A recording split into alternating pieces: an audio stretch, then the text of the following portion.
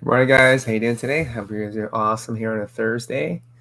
So today we're going to read about Charlie Munger adding mental tools to your toolbox. So there's a couple of things about him and then a couple of sayings. In the art of war, Sung Tanzu said, "The general who wins a battle makes many calculations in his temple before the battle is fought.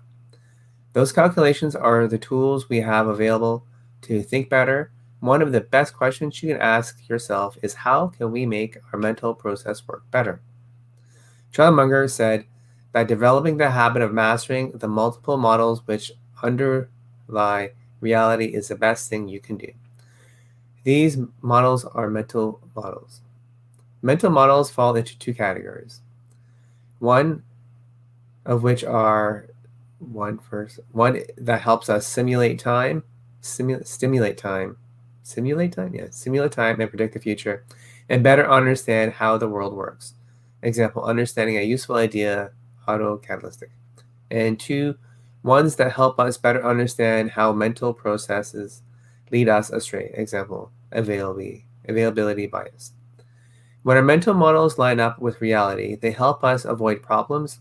However, they also cause problems when they don't line up with reality, as we think something that isn't true.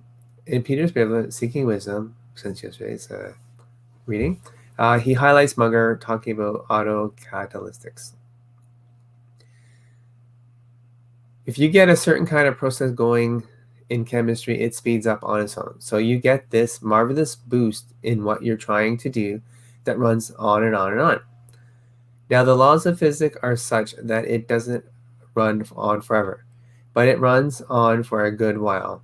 So if you get a huge boost, you accomplish A minus and A, all of a sudden you're getting A plus B plus C for a while. He continues to tell us how this idea can be applied.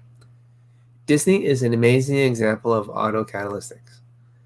They had these movies in the can, they owned the copyright, and just as Coke could prosper when refrigeration came, when the video cassette was invented, Disney didn't have to invent anything or do anything except take the thing out of the can and stick it on the cassette. Simple. This leads us to an interesting problem. The world is always changing, so which model should we prioritize learning? How we prioritize our learning has implications beyond the day-to-day. Often we focus on things that change quickly. We chase the latest study, the latest findings, and the most recent bestsellers. We can do all this to keep up to date with the latest and greatest. There's some links in here, guys, if you want to check them out. Just go to thepositivelifebook.com and sign up for the email. We can help you out. If not, if you're already part of it, be awesome. Check them out. Carry on here. Despite our intentions, learning in this new way fails to account for cumulative knowledge. Instead, we consume all of our time keeping up to date. If we are prioritizing learning, we should focus on things that change slowly. The models that came from hard science and engineering are the most reliable models on Earth. Pardon me. And engineering quality control, at least the guts of the matters to you and me and the people who are not professional engineers, is very much based on the elementary mathematics of Fermat and Pascal. It costs so much, and you must get so much less likelihood of breaking it if you spend this much. And of course, the engineering idea of backing up system is a very powerful idea.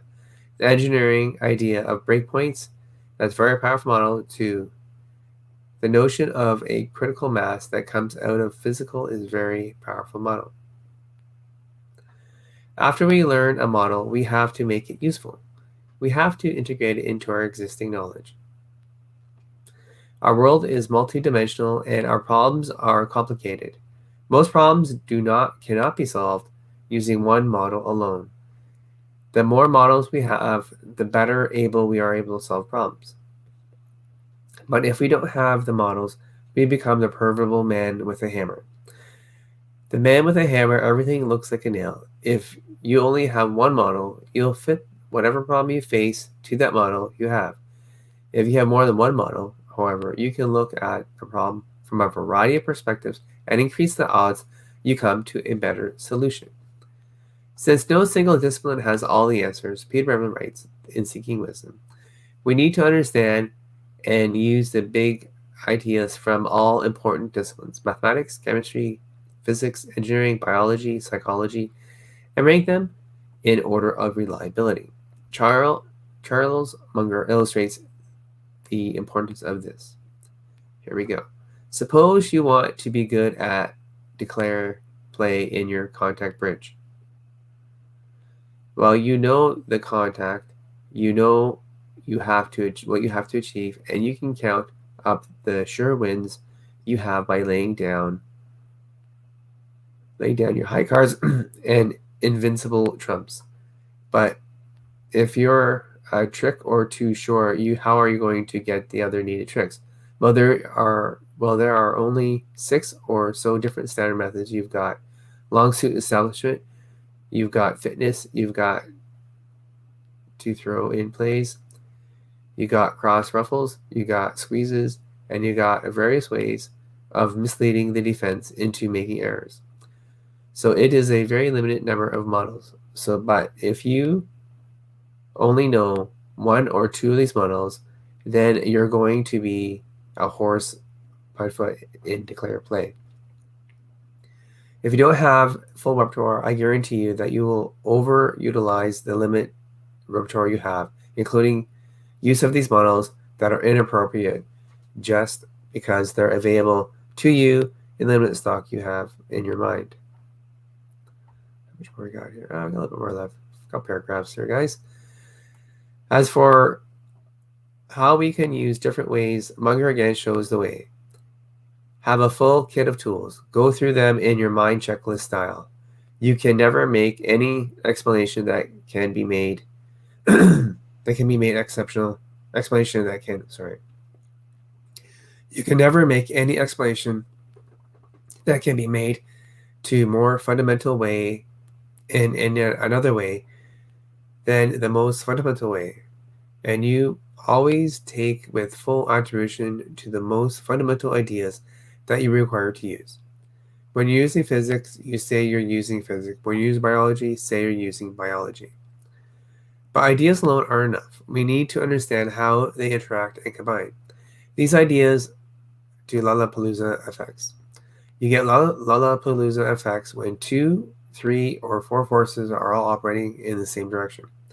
And frequently, you don't get simple addition. Often, like a critical mass in physics, where you get a nuclear explosion, if you get to a certain point of mass, you don't get anything much worth seeing if you don't reach the mass.